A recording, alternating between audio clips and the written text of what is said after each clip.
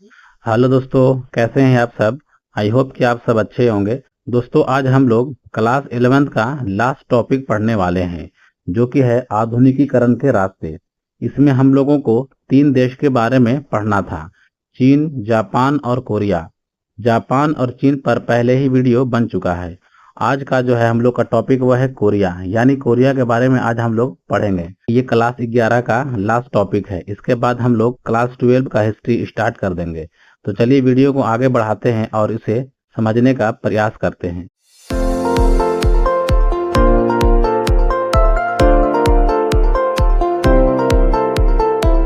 आगे बढ़ने से पहले हम लोग कोरिया के बारे में समझ लेते हैं।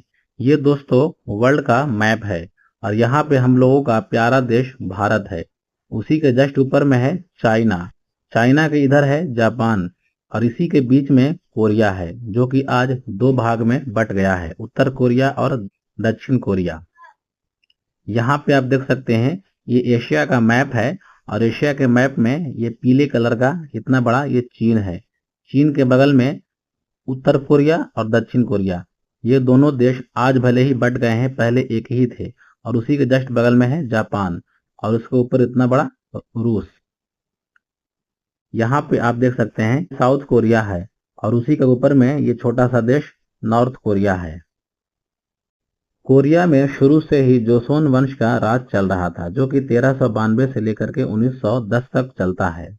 यहाँ पे आप देखेंगे दोस्तों कि 1910 में जापान के द्वारा कोरिया पर अटैक किया जाता है और 1910 से लेकर के 1945 तक जापान का उपनिवेश कोरिया बना रहता है। जब जापान कोरिया पर राज करता है तो कोरिया में अपना कल्चर वहां पे स्थापित करना चाहता है, यानी कोरिया के लोगों को जापानी बनाना चाहता है। लेकिन 1945 में आप देखेंगे कि अमेरिका के द्वारा जापान पर बम गिराया जाता है, जिससे जापान कमजोर महसूस करने लगता है। इसके कारण जापान अपनी सेना को कोरिया से अपने देश वापस बुला लेता है और उसके बाद कोरिया को स्वतंत्र कर देता है 1945 में। जब कोरिया जापान से स्वतंत्र होता है तो कोरिया के लोग 2 भागों में बढ़ जाते हैं, यानी यहाँ पे लोगों का विचार 2 तरह के हो जाते हैं। उत्तर कोरिया पर रूस का प्रभाव हो जाता है, जो कि समाजवादी होते हैं, और दक्षिण कोरिया पर अमेरिका का प्रभाव होता है, जो कि पूंजीवादी होती है। यानी अमेरिका चाहता है कि इस वाले हिस्से में पूंजीवादी हो और रूस चाहता है कि ऊपर वाले हिस्से में समाजवादी हो। इसी कारण आगे चलकर कोरिया 2 भागों में बढ़ जाता है। समाजवादी शासन में राजा को थोड़ा सा क्रूर होना होता है दोस्तों। यहाँ पे आप देख सकते हैं कि उत्तर कोरिया की राजधानी प्योंगयांग है। जब कोरिया 2 भागों में बंटता है तो उत्तर कोरिया के पहले तानाशाह बन जाते हैं किम सुंग, जो कि आप देख सकते हैं फोटो में। उन्हीं के पुत्र होते हैं किम जोंग इल और उनके मरने के बाद उनके पुत्र होते हैं किम जोंग उन, जो कि 2011 से लेकर के अभी तक शासन में बने हुए हैं। तो आप समझ सकते हैं दोस्तों कि इस प्रकार यहाँ पे तानाशाह चल रहा है। अभी भी आप देखेंगे कि किम जोंग उन के खिलाफ अगर उत्तर कोरिया में कोई भी व्यक्ति नारेबाजी करता है, इनका विरोध करता है, तो उनका एकमात्र सजा दिया जाता है मौत। उसके बाद दक्षिण कोरिया की राजधानी सियोल है। दक्षिण कोरिया के पहले राष्ट्रपति होते हैं सिंगमैन री, जो कि 1948 में बनते हैं, 1960 तक रहते हैं। सिंगमैन री संविधान में संशोधन करके अपने कार्यकाल को 5 साल के लिए बढ़ा लेते हैं। उसी प्रकार पुनः संविधान में संशोधन करके अपने कार्यकाल को बढ़ाते रहते हैं। इसी कारण से 1960 में अप्रैल क्रांति होती है। ये अप्रैल क्रांति में लोग उनके ऊपर भड़क जाते हैं, यानी दक्षिण कोरिया में सिंगमैन री अपने आप को तानाशाह समझने लगते हैं और अपने हिसाब से शासन करने लगते हैं।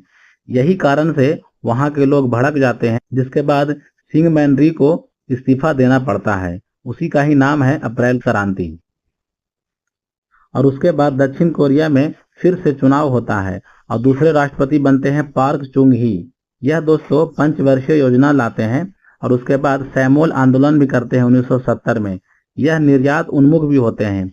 यह बड़े बड़े चीजों के बारे में सोचने लगते हैं, शहरीकरण को बढ़ावा देते हैं, शिक्षा को भी बढ़ावा देते हैं और मीडिया पर नियंत्रण भी रखते हैं। यानी अपने देश को आगे बढ़ाने में जो हो सके वो करते हैं। लेकिन दुर्भाग्य से 1987 में तेल संकट आ जाता है, जिसके बाद दक्षिण कोरिया का विकास घट जाता है। इसीलिए वहां पे लोग इनसे इस्तीफा देने की मांग करने लगते हैं। लेकिन पार्क chung ही अपने पद से हटने का नाम नहीं लेते हैं, जिसके कारण दक्षिण कोरिया के लोग आक्रोश में आकर पार्क chung ही को हत्या कर देते हैं। आगे 1992 में दक्षिण कोरिया के नए राष्ट्रपति बनते हैं किम, जो कि यह भी निर्यात उन्मुख होते हैं। इसीलिए आप देखेंगे कि वर्ल्ड के 3 बड़े कंपनी यानी सैमसंग, एलजी, हुंडई इसको सियोल में स्थापित करते हैं, यानी यहाँ पे जगह देते हैं और कहते हैं कि यहाँ से आप सेल करें, जिसके कारण सियोल टेक्नोलॉजी का एक हब बन जाता है।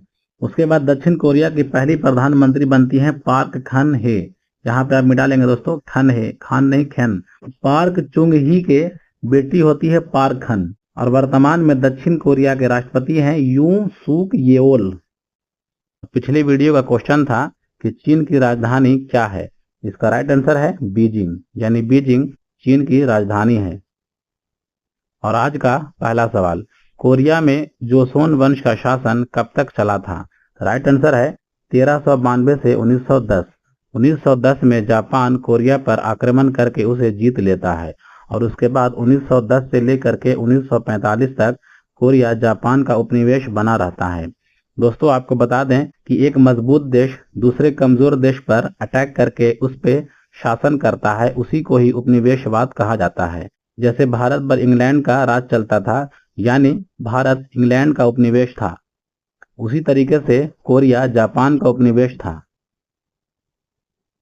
अगला सवाल है, कोरिया किस वर्ष में जापान के उपनिवेश से स्वतंत्र हुआ। राइट आंसर है 1945, यानी 1910 में जापान अटैक करता है और उसके बाद 1945 में इसे स्वतंत्र कर देता है। अगला सवाल है, कोरिया किस रेखा से उत्तर और दक्षिण कोरिया में विभाजित हुआ था। राइट आंसर है 38 डिग्री समानांतर रेखा।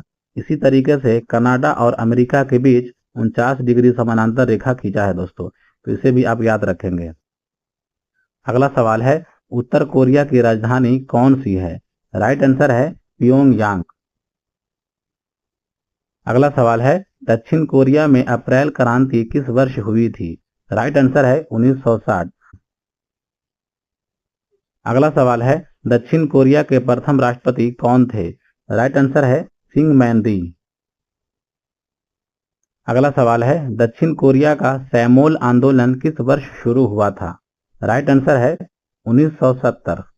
1970 में सैमोल आंदोलन चलाया जाता है दोस्तों। इस आंदोलन में खास करके ग्रामीण इलाकों का विकास होता है, खास करके किसानों का विकास होता है। अगला सवाल है, दक्षिण कोरिया की प्रथम महिला राष्ट्रपति कौन थी।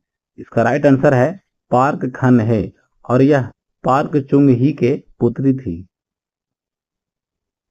अगला सवाल है, दक्षिण कोरिया में अप्रैल क्रांति का क्या परिणाम था। राइट आंसर है सिंगमैनरी को सत्ता से हटाया गया, यानी 1948 में सिंगमैनरी सत्ता पे आते हैं और उसके बाद 1960 तक रहते हैं। लेकिन संविधान में संशोधन करके सिंगमैनरी अपने कार्यकाल को बढ़ाते रहते हैं और धीरे धीरे वह तानाशाह बनने लगते हैं।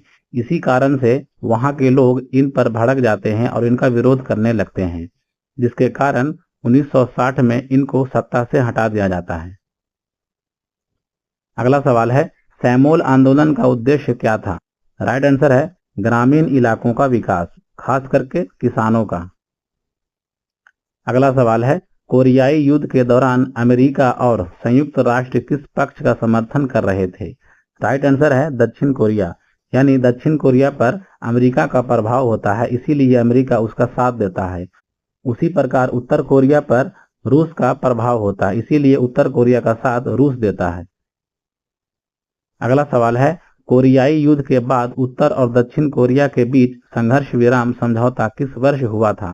राइट आंसर है 1953, यानी 1950 से लेकर के 1953 तक उत्तर कोरिया और दक्षिण कोरिया में संघर्ष होता रहता है, जिसके बाद 2 भाग में कोरिया बढ़ जाता है। एक बन जाता है उत्तर कोरिया और दूसरा बन जाता है दक्षिण कोरिया। अगला सवाल है, किस देश का प्रभाव दक्षिण कोरिया के राजनीतिक और आर्थिक विकास पर सबसे अधिक रहा। राइट आंसर है अमेरिका, यानी अमेरिका का प्रभाव दक्षिण कोरिया पर बहुत ही ज्यादा होता है। इसीलिए दक्षिण कोरिया को आप देखेंगे कि वह एक पूंजीवादी देश है, यानी वह अपने आर्थिक स्थिति को सुधारने में लगा है और विकास कर रहा है। लेकिन उत्तर कोरिया पर रूस यानी समाजवादी शासन व्यवस्था है, वहां पे तानाशाह है। इसीलिए आप देखेंगे कि उत्तर कोरिया के नागरिक खुश नहीं हैं, यानी वहां पे कभी कभी भूखमरी भी आ जाती है। लेकिन उससे काफी बेहतर दक्षिण कोरिया है। अगला सवाल है, कोरियाई प्रायद्वीप पर जापानी उपनिवेशवाद का अंत किस घटना के कारण हुआ? इसका राइट आंसर है जापान का आत्मसमर्पण द्वितीय विश्व युद्ध में।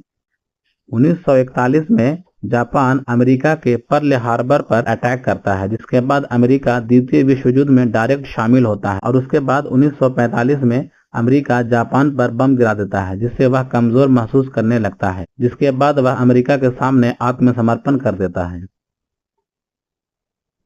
और आज का अंतिम सवाल, उत्तर और दक्षिण कोरिया के बीच सीमा क्षेत्र क्या कहलाता है? इस सवाल का जवाब आपको कमेंट में देना है दोस्तों। और आज के लिए बस इतना ही। मिलते हैं हम लोग फिर अगले वीडियो में कुछ नए टॉपिक को लेकर।